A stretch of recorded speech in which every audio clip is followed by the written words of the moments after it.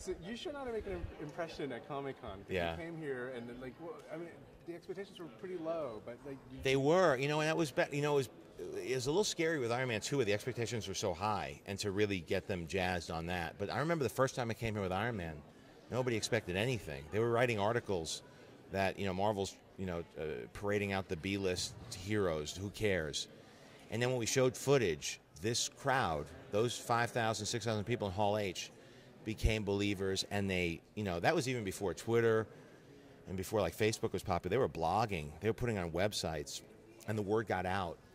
And that's when I realized this is the way to get right to the fans. If they like it, if they don't like it, they will say it, and they'll write about it. They don't care. And if they like it and embrace it, it spreads, it ripples out. So when I got hired to do Cowboys Aliens, I said, I don't care if we're coming out in a year. We're coming out, we got another Comic-Con before we come out, 2 weeks before we open on July 29th. I said, this year we got to bring more than they expect. The trick with Comic-Con, I think, is always over-deliver. Because I've been involved with panels that are boring, where people are just sitting up there answering questions like they're on a talk show.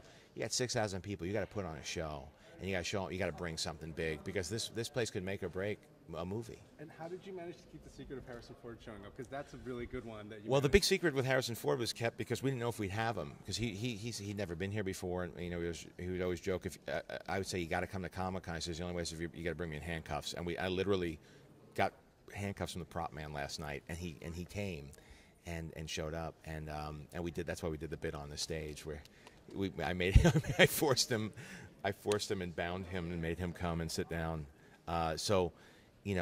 But hopefully he had a great time, because there was such an outpouring of affection for him. They seemed to really enjoy the footage, and certainly the minute he hit the screen, they screamed. And it's nice for film actors to see that. They don't get that. They're on the set. It's quiet. We're surrounded by the crew. We're there at 6 in the morning. We all check the gate, and everybody goes home.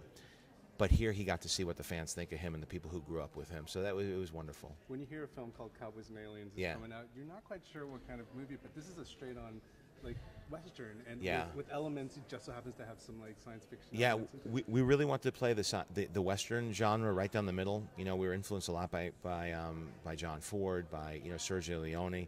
I love the work that Clint Eastwood has done. Unforgiven is great. Just classic. Just pay attention to the rhythms and the archetypes of the classic Western. Typically, if you did that, you wouldn't. A lot of those films haven't been commercially successful, but even great movies, it doesn't seem to have that kind of audience. But when you introduce the whole alien element, and if you play that down the middle and mix those two together, now you got something that you could open up in the summer. And especially with the cast that we have, it really becomes something interesting and different in a genre that you don't get to play in on a movie of this size usually. I look forward to seeing the rest of it. Thank you very much.